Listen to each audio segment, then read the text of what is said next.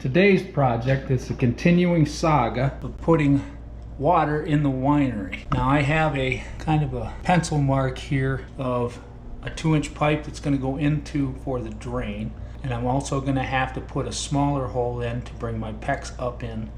This is where our basin is going to set. The next step of this is to drill down through this 4 inches of concrete and drill out a hole big enough to put a drain and a water line in.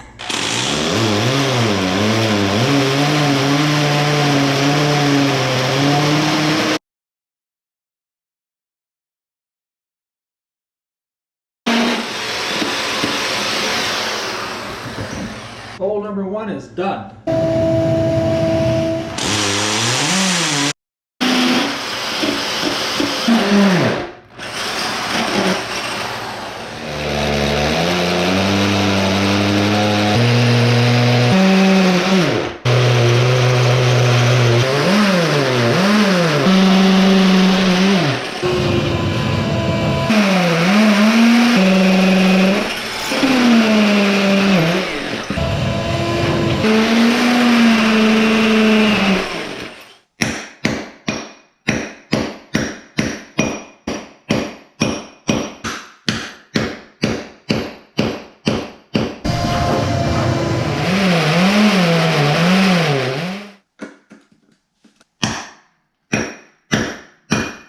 Our water line is going to come up on the other side here.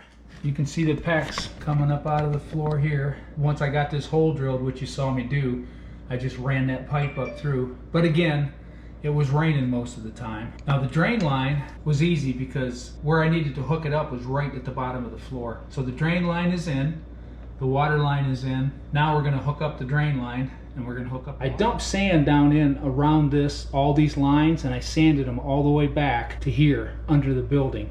And then I covered them with dirt from there. And then we filled up all around this with sand. This is hydraulic cement. So these two pieces are encapsulated.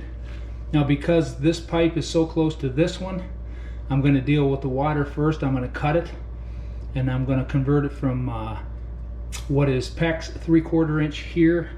I'm going to convert that up to 1/2 inch CPVC. We'll put it right about there.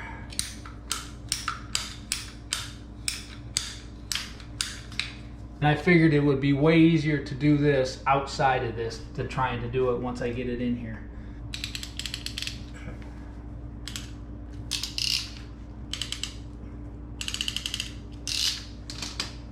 Alright, now we have to run our CPVC up out of here and back towards the wall. Now I have to take these are what I'm going to use for the water line, and I need to tighten these up.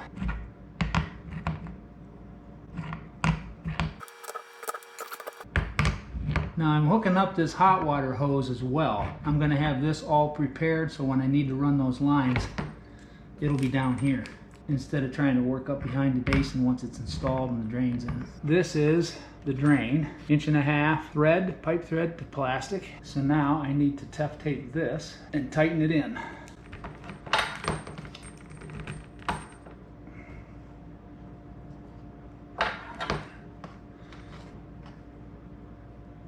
I know you probably don't have to run tough tape on these, but I just always do.